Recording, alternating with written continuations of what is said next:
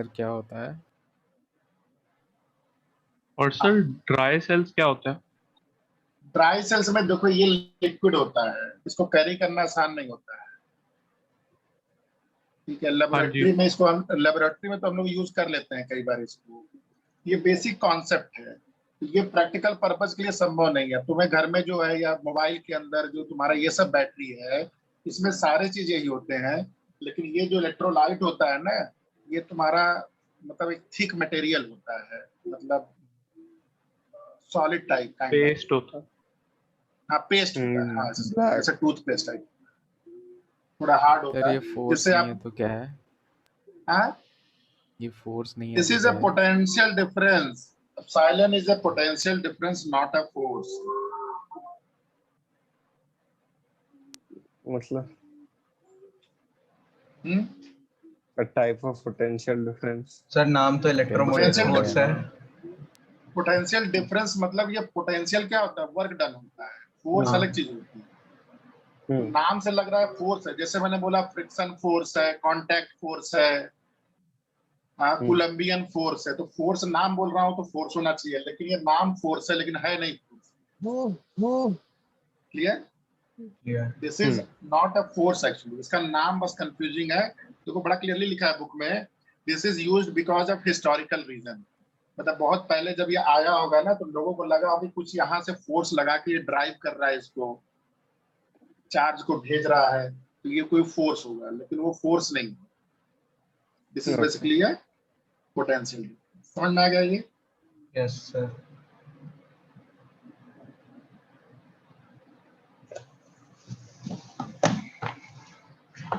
अब देखो, अब होता क्या है कि ये तुम्हारा पॉजिटिव चार्ज हो गया, ये मान लो नेगेटिव चार्ज हो गया। अब तुम इसको अगर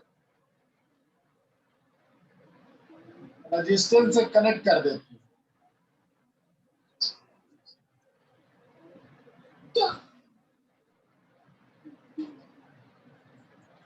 तो रेजिस्टेंस से कनेक्ट करोगे तो क्या होगा? ये जो पॉजिटिव चार्ज है ये यहाँ से तुरंत ही रास्ता पा गया है, तुरंत ही ये फ्लो करेगा, फ्लो करके माइनस तक पहुंच जाएगा।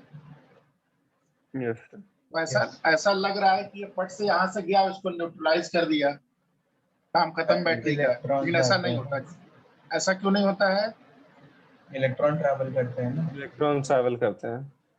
नहीं, इलेक्ट्रॉन चाहे पॉजिट्रॉन, वो बात नहीं कर रहा हूँ। इलेक्ट्रॉन ही यहाँ से ट्रेवल करके यहाँ पहुंच के सारा पॉजिटिव खत्म कर दिया।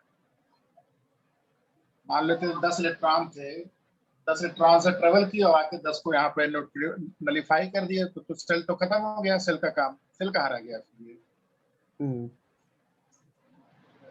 सेल ऐसा नहीं होता है ना।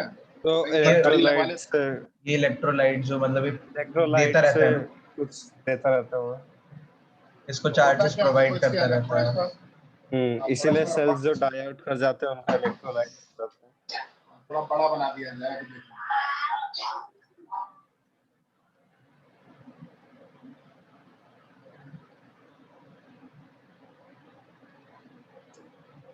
देखो होता क्या है, जब शुरू में डाला गया था तो 0 वोल्ट पे था।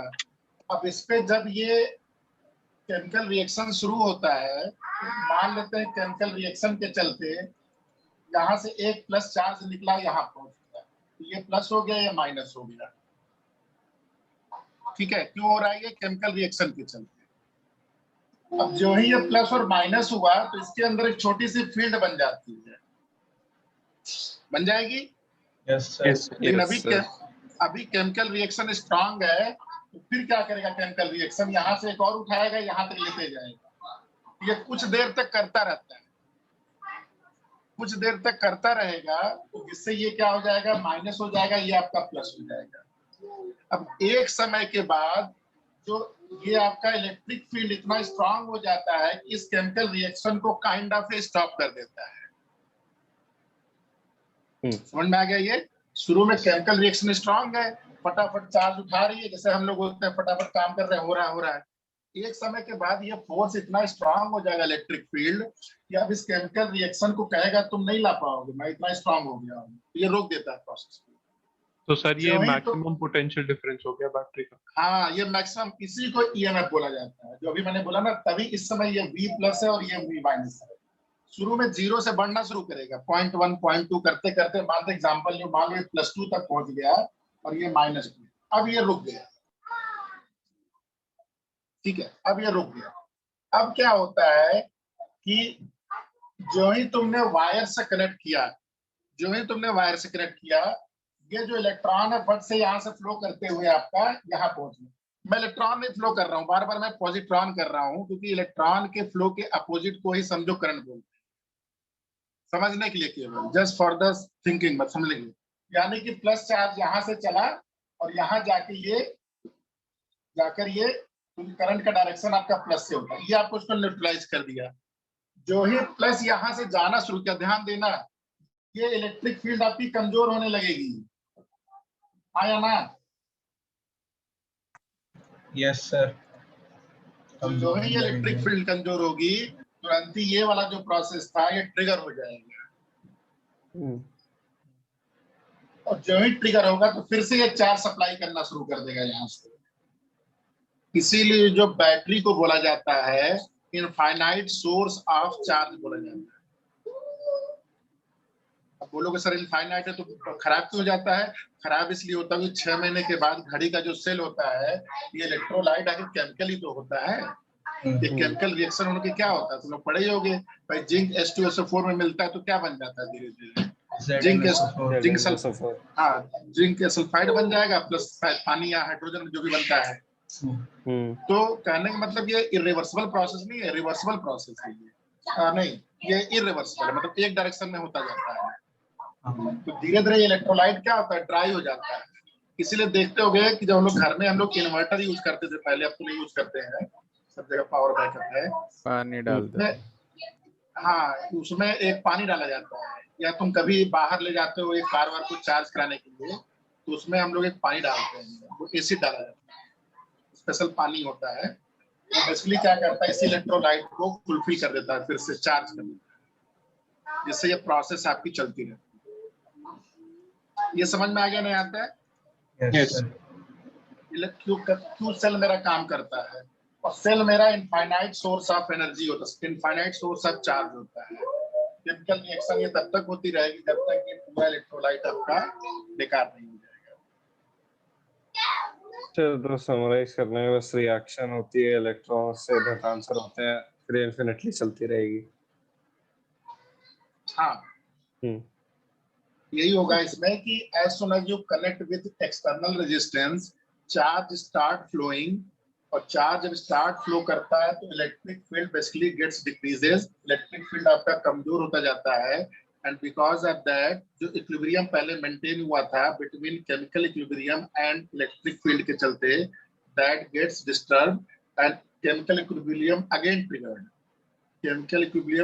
Triggered, that start basically charge go that start accumulating charge again, and this will keep on going till the time your electrolyte becomes dry, या जो भी बोलो, finished।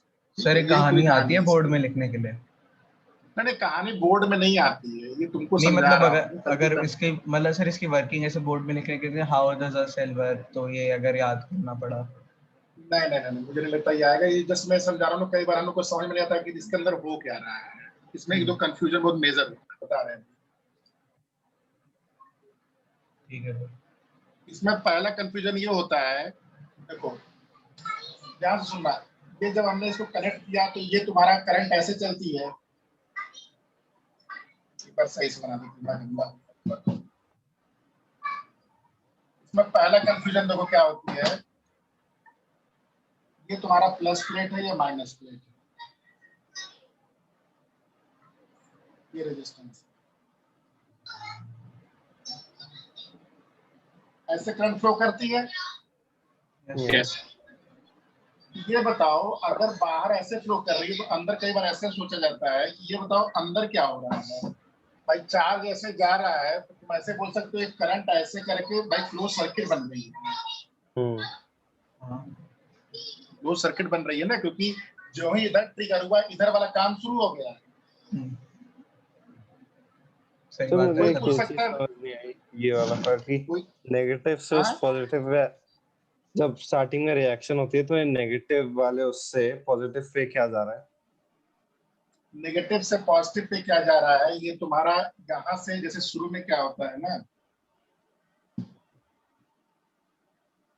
तुमको रिएक्शन का बताना पड़ेगा। रिएक्शन मुझे अभी याद नहीं है। उसमें एक होता है जिंक की प्लेट होती है, कॉपर की प्लेट होती है। मान लेते हैं मान लो H2SO4 में डिप करते हो, तो एक केस में क्या होता है ना, मतलब देखो फिजिक्स के पॉइंट ऑफ व्यू से ये मैं बताना चाह रहा हूँ कि केमिकल रिएक्शन के चलते यहाँ से प्लस चार्ज यहाँ से निकलता है, तुमने प्लस चार्ज यहाँ से खींचा और ये जाके यहाँ डिपॉजिट होती है। लेकिन होता क्या एक्चुअली है, उसमें जिंक सल्फेट मतलब जाके डिपॉजिट होता है और हाइड्रोजन गैस बनती है तुम्हारी। एक प्लस आयन जाके डिपॉजिट होता है, एक में माइनस आयन तुम्हारा वो रिएक्ट करता है कुछ ऐसे करके, उसके चलते एक प्लेट माइनस होती जाती है, प्लेट प्लस हो जाती है। लेकिन फिजिक्स के पॉइंट ऑफ व्यू से यहाँ से प्लस तुमने खींच के बाहर किया और यहाँ जाके डिपॉजिट कर दिया इस केमिकल रिएक्शन से। ठीक है? Okay sir, yes. ठीक है। तो इसमें पहला कंफ्यूजन होता है कि सर जब करंट ऐसे जा रही है, तो ये जैसे प्लस प्लेट है और ये माइनस प्लेट है, अंदर करंट ऐसे कैसे चल सकती है? करंट तो हमेशा प्लस से माइनस जाती है, यहाँ माइनस से प्लस कैसे जा रही है? सर्किट ऐसे कंप्लीट हो रही है तो यहाँ पे करंट माइनस से प्लस कैसे जा रही है? हाँ सर। करंट तो हमेशा प्लस से माइनस जाएगी ना, हमेशा हाँ। हायर पोटेंशियल से लोअर पोटेंशियल जाएगी। यहाँ अंदर उल्टा कैसे चलती है? करंट तो हमेशा सर इधर से इधर जानी चाहिए, इधर से भी इधर जानी चाहिए, तो इधर से भी इधर जानी चाहिए। ये इधर ऐसे क्यों चलना शुरू किया? ये है ना पॉइंट। हाँ सर है पॉइंट। तो इसमें ये इसलिए ऐसा होता है क्योंकि ये आपका जो करंट होती है ये किसके चलते हो रही है? केमिकल रिएक्शन के चलते हो रही है। ये केमिकल रिएक्शन के चलते ये चीज यहाँ से पुल होती है। ठीक है? केमिकल रिएक्शन की जब शुरू में क्या हो रहा था, जब इसको जाना शुरू किया था तो इलेक्ट्रिक फील्ड बराबर हो गया था। जो ही एक्सटर्नल चार्ज फ्लो करना शुरू करता है, ये वाली फील्ड कमजोर होती जाती है। ये फील्ड कमजोर हुआ तो फिर से केमिकल इक्विलिब्रियम स्टार्ट होता है। इसलिए करंट अंदर माइनस से प्लस चलती है और बाहर तुम्हारी प्लस से माइनस चलती है। इसलिए इसका वर्किंग जानना जरूरी है। तो कई बार ये समझ नहीं आता कि सर करंट तो हमेशा प्लस से माइनस जाती है, तो अंदर ये क्यों नहीं जाती है? सर ये वाला पॉइंट एक और बार बता दो। ये वाला पॉइंट ये देखो ना, जैसे शुरू समझा रहे थे कि तो चार्ज यहाँ पे नहीं था तुम्हारा, तो स्टार्ट कैसे हुआ? केमिकल रिएक्शन ट्रिगर किया, उसने यहाँ से प्लस उठाया और यहाँ डिपॉजिट, एक प्लस एक माइनस। अब केमिकल रिएक्शन शुरू हो गया, छोटा सा फील्ड जनरेट हुआ, एक और चार्ज इसने उठाया माइनस, एक और यहाँ प्लस कर दिया, थोड़ा बड़ी फील्ड हो गई और इलेक्ट्रिक फील्ड बड़ी और स्ट्रांगली। तो वो चार्ज अभी कहाँ से कहाँ चल रहा है? ये छोटा वाला प्लस इधर जा रहा है हमारा, करंट की डायरेक्शन अंदर कैसे बन रही है? केमिकल रिएक्शन के चलते इधर से इधर बन रही है। कुछ समय के बाद ये करंट का जो डायरेक्शन है, इस इलेक्ट्रिक फील्ड समझो जो होता है बराबर हो गया, ये रुक जाता है प्रोसेस इक्विलिब्रियम पे। अब क्या हुआ, जब तुमने इसको वायर कनेक्ट कर दिया तो ये वाला इलेक्ट्रिक फील्ड कमजोर पड़ गया, क्योंकि प्लस यहाँ से जाके यहाँ पे वो होने लगा, न्यूट्रलाइज करने लगा। जहां इलेक्ट्रिक फील्ड कमजोर हुआ, ये वाला पार्ट फिर से ट्रिगर हो जाता है और ये प्रोसेस चलता है। समझ गया। ठीक है, समझ में आ गया? समझ में आया काव्या, रौनक, हर्षित, शंख? Yes sir. सर सर ये जो चार्जेस एंड क्लाउड है, इससे सवाल तो नहीं आते?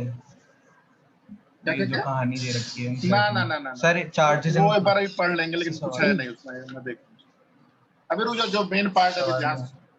तो तुम्हारा क्या हुआ कि ये जो बैटरी तुमने बनाई थी अभी,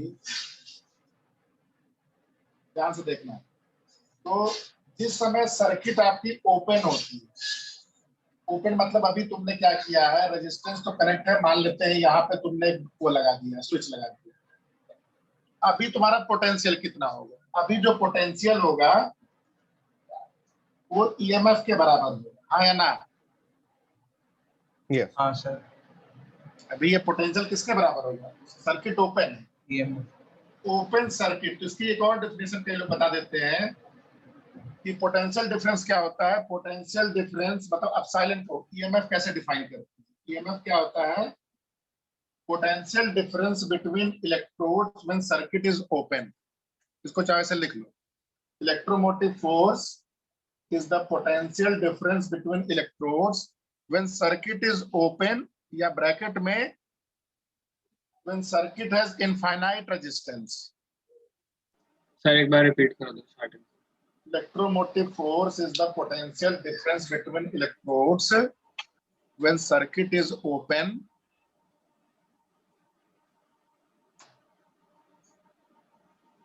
bracket में or when resistance is in external resistance is infinite। infinite का मतलब क्या है, ये वायर डिस्कनेक्ट है बेसिकली।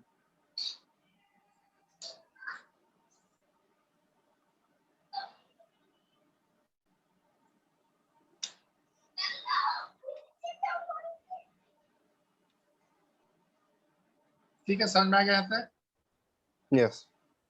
ठीक, ये पहला। अब दूसरा कॉन्सेप्ट लिख लो, टर्मिनल वोल्टेज।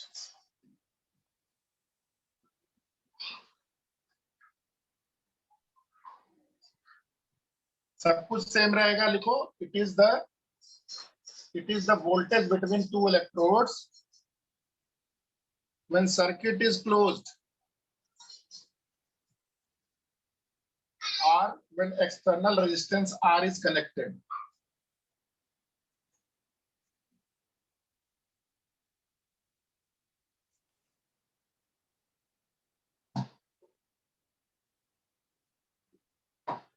अब इसका मतलब क्या हो, थोड़ा ध्यान से समझ लो। टर्मिनल वोल्टेज का मतलब क्या होता है? सर एक बार दोबारा बता दो। लिख लिए?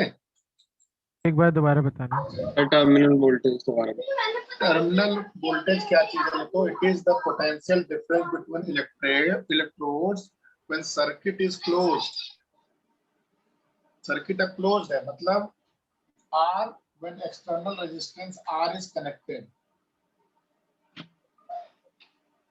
इलेक्ट्रोड्स के बीच का वोल्टेज दोनों होता है। एक केस में सर्किट ओपन होती है, एक केस में सर्किट क्लोज होती है। सर्किट जब ओपन होती है तो उसकी वैल्यू एप्सिलॉन बोलते हैं, और सर्किट जब क्लोज होती है तो इनके बीच के वोल्टेज को लिख लो कैपिटल B बोलते हैं। क्या मतलब होता है इसका मतलब समझो।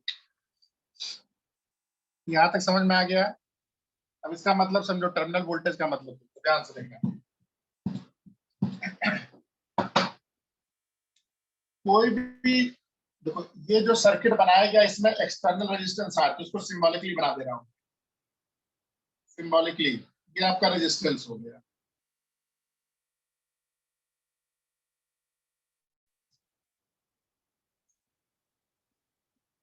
कार्तिकेय जी समझ में आ रहा है? Yes sir. ठीक, देखो ये सर्किट जब ओपन है तो इसका पोटेंशियल डिफरेंस एप्सिलॉन बोला गया है। ये छोटा सा क्या है, बेसिकली ये जो इलेक्ट्रोलाइट होता है ना, ये भी थोड़ा सा रेजिस्टेंस ऑफर करता है। रेजिस्टेंस ऑफर करता है, इसको हम लोग क्या बोलते हैं, इंटरनल रेजिस्टेंस। इसको हम लोग स्मॉल r से बोलते हैं। तो स्मॉल r क्या हो गया, इंटरनल रेजिस्टेंस क्या हो गया आपका बेसिकली, कि जो इलेक्ट्रोलाइट रेजिस्टेंस ऑफर करता है to flow in electricity, that is called internal resistance. ठीक है, इंटरनल रेजिस्टेंस हर एक सेल का होता है। कोई भी सेल ऐसा नहीं है जिसका इंटरनल रेजिस्टेंस नहीं होता है। ठीक है, और ये बाहर वाला रेजिस्टेंस क्या है, होता है ये 0.1 ओम 0.2 ओम कम ही होता है, काफी बहुत कम होता है तब में। लेकिन क्या होता है ना कि ये उधर जाओ, लेकिन जब भी हम लोग कैलकुलेशन करते हैं, अगर क्वेश्चन में आपको इंटरनल रेजिस्टेंस दिया गया है तो आपको हमेशा उसको you have to take in account, मतलब you can not leave.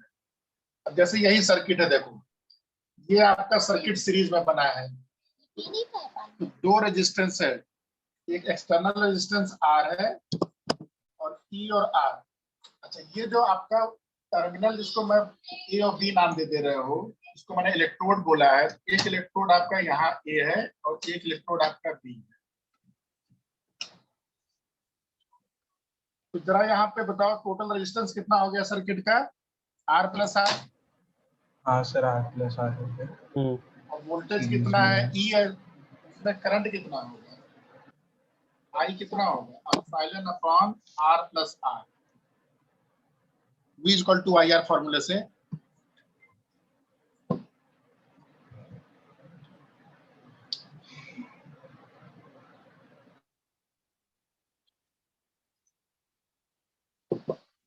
V equal to IR फॉर्मूले से एप्सिलॉन आपका पोटेंशियल हो गया, नीचे आपका रेजिस्टेंस हो गया। इस सर्किट में करंट I आपकी ऐसे चलेगी, ठीक है? हाँ या ना? Yes sir, yes. जी सर। तो जो ये जो ए और बी के बीच में पोटेंशियल कितना होगा? मतलब जो आर पे पोटेंशियल होगा वही ए और बी पे पोटेंशियल होगा। आर के क्रॉस पोटेंशियल क्या होगा? Potential across R. Current I है, करंट आई जा रही है और आर रेजिस्टेंस है, तो क्या हो जाएगा ये? I into R epsilon upon R plus R into are.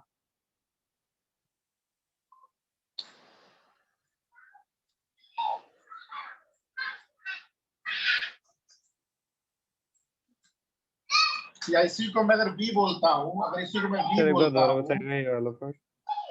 देखो अगर देखो ये टर्मिनल आपका ए और बी है, तो मैंने ए और बी लिख दिया। इसमें करंट आई जा रही है, ठीक है? इसमें करंट आई, करंट आप निकाल लिए। Yes sir. तो पूछा गया इन दोनों ए और बी के बीच में कितना वोल्टेज है? ए और बी के बीच में कितना वोल्टेज है? ए और बी के बीच में उतना ही वोल्टेज होगा जितना आर के क्रॉस वोल्टेज होगा, तो दोनों पॉइंट ये सेम है। तो वोल्टेज अक्रॉस आर कितना होगा? तो यहाँ वोल्टेज अक्रॉस आर कितना होगा? बी कितना होगा? I into R. ये होगा ना, I into R. I into R. ये जो बी होगा इसी को हम लोग टर्मिनल बोलते हैं।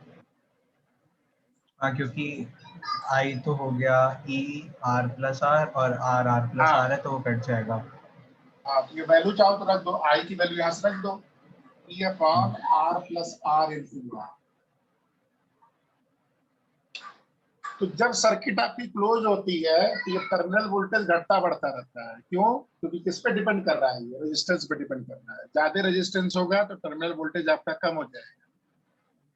जब कम या ज्यादा जो भी रहेगा वो तुम्हारा टर्मिनल वोल्टेज वेरी करेगा, तो करंट पे डिपेंड कर रहा है।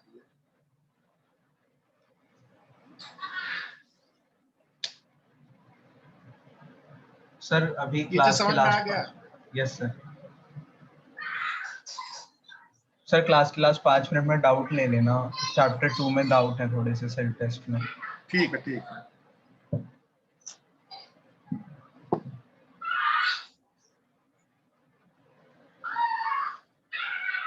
लिख लिया सर।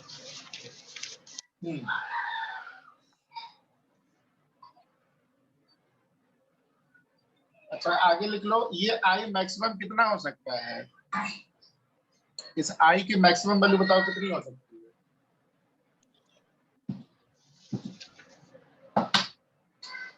जब आप एक्सटर्नल रेजिस्टेंस को जीरो कर दीजिए, उसको सुपर कंडक्टर बना दीजिए इसकी, ये आई आपका आई मैक्स हो जाएगा। ये मैक्सिमम आपका करंट हो गया when are equal to 0।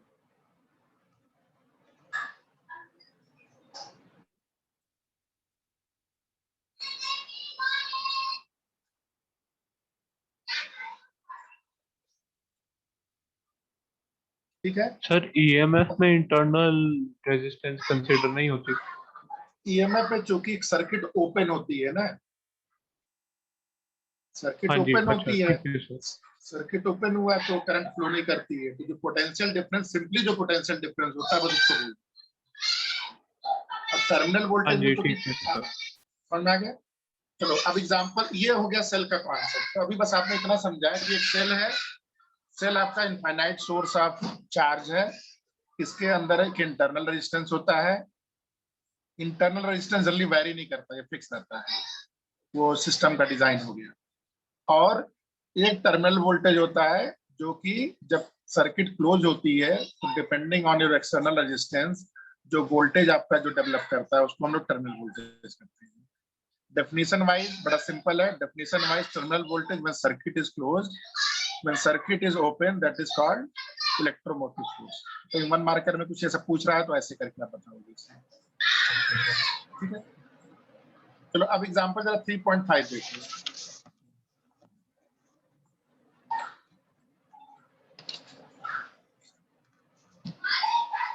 Compute the equivalent resistance, ये तो सारे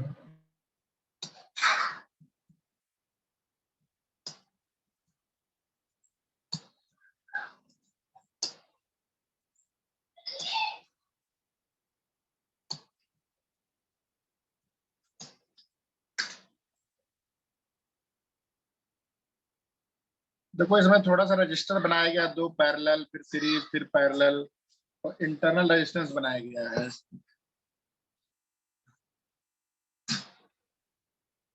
इसमें क्या पूछ रहा है? पहला बोला compute the equivalent resistance of the network.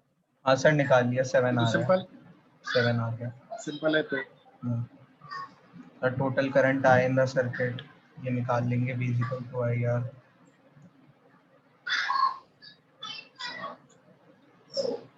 जो सर 2 एम्पियर।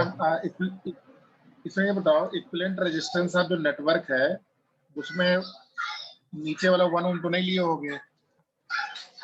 क्यों सर 1 ओम लिए हो क्या? नहीं लिया है सर, पूछ उससे रहा तो हूँ। 8 ओम आ रहा है ना सर तभी तो। नहीं, नहीं, वो तो इंटरनल रेजिस्टेंस है ना। इंटरनल रेजिस्टेंस नेटवर्क का पार्ट नहीं होता है, वो सेल का पार्ट होता है। उसको नहीं लेंगे, उसको नहीं लेना चाहिए। सेल तो बाद में लगाते हो, पहले नेटवर्क डिजाइन करते हो फिर सेल लगाते हो। तो फिर सर फिर करंट में तो हमने 8 ही लिया है। करंट में फिर I = भी बताया था ना, ये फॉर्मूला लगा, हाँ E/R+R। ठीक है, समझ गया। समझ में आ गया? इसका कुछ है।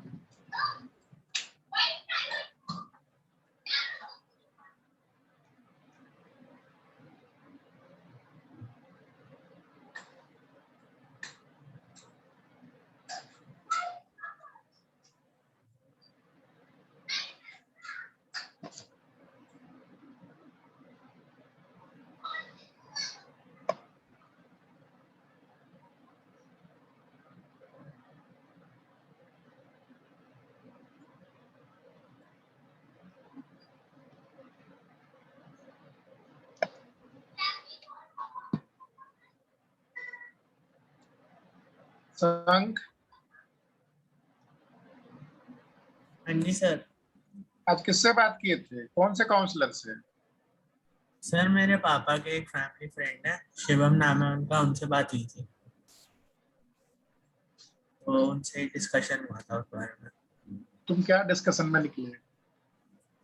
सर क्या यही सवाल? था कि सर यही था मेनली मेरा कि जो जेई मेंस है ना उसमें कंपटीशन काफी है, और अभी जिस हिसाब से मैं पढ़ रहा हूँ और टाइम बहुत कम है, तो बाहर अब्रॉड स्टडी करने में मुझे मेरा मतलब फ्यूचर ज्यादा क्लियर नहीं हो रहा था, इसलिए मैंने सोचा कि अब्रॉड ट्राई करते हैं। नहीं तो मेरा जो सजेशन है बड़ा ध्यान से सुनो। जो भी तुम्हारे बाहर जो एडमिशन होते हैं वो या तो समर सीजन में होते हैं या तो फॉल सीजन में होते हैं। समर सीजन मतलब मई हो गया, फॉल सीजन। हाँ जी अरे सर, तुम लोग मेरा किस में जाओगे? जो मेरा स्केड्यूल्ड है वो सितंबर इनटेक का है। सितंबर, तो वो तुम्हारा फॉल सीजन हो गया, ठीक है। तो समर में, फॉल में जाने के लिए, सितंबर में जाने के लिए बोर्ड का एग्जाम आपका अप्रैल में है, हाँ जी या मान सर। लो मार्च या फरवरी, जो भी फरवरी या मार्च मान लेते हैं। हाँ जी सर। अगर सब कुछ ठीक ठाक रहा, कोरोना वोरोना खत्म हो जाए मान लेते हैं तो। और जेई मेन अगर होगा तो जेई मेन पहले होगा आपका, 2 महीना पहले होता है। हाँ जी सर। हाँ सर। जेई मेन आपका होगा, मान लेते हैं अभी सब कुछ लाइफ सही हो जाएगी तो जनवरी के फर्स्ट वीक में होता था। उसके बाद बोर्ड की, देखो हम लोग जो पढ़ाई कर रहे हैं ना, ऐसा नहीं कि हम लोग आईआईटी लेवल पढ़ाई कर रहे हैं या हम लोग बोर्ड लेवल पढ़ाई कर रहे हैं, हम लोग कॉन्सेप्ट लेवल पढ़ाई कर रहे हैं। कॉन्सेप्ट मतलब क्या हुआ कि एक बार कॉन्सेप्ट क्लियर हो गया तो तुम बोर्ड में भी वैसा ही करोगे जैसा जेई एडवांस में करोगे। सैटरडे का जो शेड्यूल होता है वो आपको एक्सपोजर देता है एडवांस और मेंस का। तो मेरे अनुसार कि आप जेई मेंस की तैयारी एक्स्ट्रा कुछ नहीं करना है तुम्हें, बस फ्लो के साथ चलते चलो। सबसे बड़ा देखो ये मेंटल होता है, मेंटल गेम है। तुम अपने आप को सोचो कि मुझे बोर्ड की तैयारी तो मेरी चल ही रही है, मुझे सैटरडे का जो भी एग्जाम है वो देते चलना है, जो भी डिस्कशन होगा वो करते चलना है। इस फ्लो से आप जनवरी फर्स्ट वीक में एग्जाम दे दो। जितना तुम बोर्ड के लिए कंसर्न हो उससे ज्यादा मैं तुम्हारे मार्क्स के लिए बोर्ड के लिए कंसर्न रहूंगा। मैं चाहूंगा सब लोग 95% ले आवे और मैं उसके लिए तैयारी अलग से करा दूंगा और कराता हूँ। उसके लिए 20 सैंपल पेपर अलग से करेंगे, लिख के करेंगे, प्रैक्टिस करेंगे। पहले जेई मेन होता है, फिर पहले जेई मेन है, फिर 2 महीने के बाद आपका बोर्ड है। तो तुम्हें बोर्ड तो बाद में आएगा ना, पहले क्या आ रहा है? पहले तो जेई मेन सारा। तो अगर भगवान की कृपा रही, हम लोग अच्छे से मेहनत कर लिए और किस्मत ने साथ दिया, टाइमिंग सब मैच कर गई, तो अगर जेई मेन में अच्छा स्कोर कर गए, हाँ जी सर, ठीक है, तो एक ऑप्शन आपका और खुल जाएगा। हाँ जी सर। तो हमेशा आपके दरवाजे ज्यादा खुले हैं, ये ज्यादा अच्छा है ना। बाद में तुम डिसाइड करो मई में जाके कि अब मुझे एनआईटी में जाना है कि आईआईटी में जाना है कि मुझे कनाडा जाना है कि ऑस्ट्रेलिया जाना है। हाँ जी सर। अभी से एक ऑप्शन को क्लोज कर देना, ठीक है, ये चीज अच्छी नहीं मानी जाती है। हाँ जी सर। क्योंकि ये मेंटल गेम होता है, ठीक है, कुछ एक्स्ट्रा नहीं पढ़ना है तुम्हें। जो मैं जिस लेवल का पढ़ा रहा हूँ उसी लेवल से निकल जाओगे सब लोग अगर अच्छे से करते रहे। तो तुम बस मेंटली अपने आप को प्रिपेयर रखो कि नहीं मुझे करना है। थोड़ा सा स्ट्रेस फील होगा, बोर्ड का कर लोगे तो एकदम रिलैक्स हो जाओगे। तो थोड़ा, अभी कितना महीना बचा है? जून, जुलाई, अगस्त, सितंबर, अक्टूबर, नवंबर, दिसंबर, 7 मंथ्स है केवल।